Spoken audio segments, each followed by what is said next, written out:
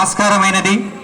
భిన్నత్వంలో భారతదేశానికి ఈశాన్య భారతంలో ఉన్నటువంటి అస్సాం రాష్ట్రంలో ఉన్నటువంటి మహిళల యొక్క వేషధారణ, అస్సాం రాష్ట్రంలో మన భారతీయ స్త్రీ మన భారతీయ సాంప్రదాయాన్ని ఏ విధంగా తన కట్టు బొట్టులో ప్రదర్శిస్తున్న దానికి నిదర్శనం. ఆ తర్వాత దక్షిణాదిన అస్సాం అనేది భారతదేశానికి తూర్పున సరిహద్దులో ఉంటుంది.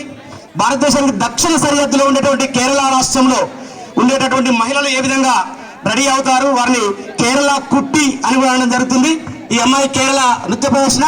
ఇక భారతదేశానికి ఉత్తర భారతంలో చివరిలో ఉన్నటువంటి రాష్ట్రం కాశ్మీర్ రాష్ట్రం. కాశ్మీర్ రాష్ట్రంలో ఉన్నటువంటి కాశ్మీరీ మహిళలు ఏ విధంగా వాళ్ళ డ్రెస్అప్ ఉంటుంది అనేది ఈ అమ్మాయి ఒక వేషధారణ మనకు అర్థమవుతుంది.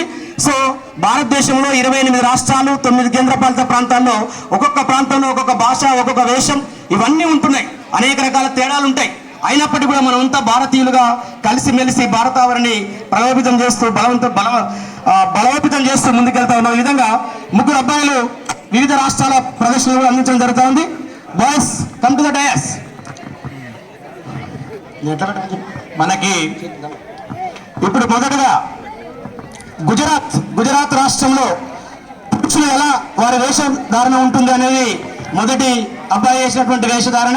ఇది గుజరాత్. తర్వాత గుజరాత్ భారతదేశానికి వెస్ట్ సైడ్ లో చివరి ఉన్నటువంటి రాష్ట్రం.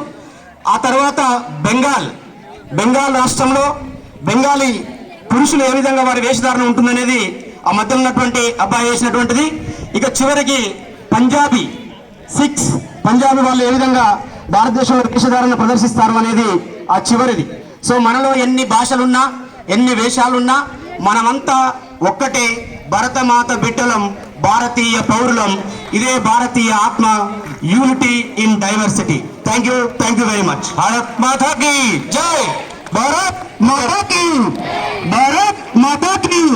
విద్యార్థులందరూ ఒకసారి స్టేజ్ పైకి రావాలి. విద్యార్థులు అమ్మ ఏక్ భారత్ శ్రేష్ఠ భారత్ సంబంధించిన అందరూ స్టేజ్ పైకి రండి. తర్వాత ఫోటో. ఏక్ భారత్ శ్రేష్ఠ భారత్ సంబంధించి విద్యార్థులందరూ ఒకసారి, ప్రధానోపాధ్యాయులు గారు కూడా వేదిక మీదకి రావాలి. త్వరగా. Next 8th class girls.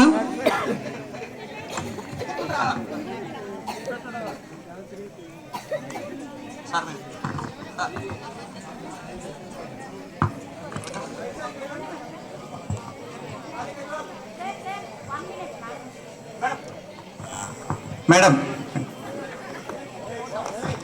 ఒక్క నిమిషం అందరు నమస్కారం చేయండి. జెండా కొంచెం పైకెత్తనాను కొంచెం.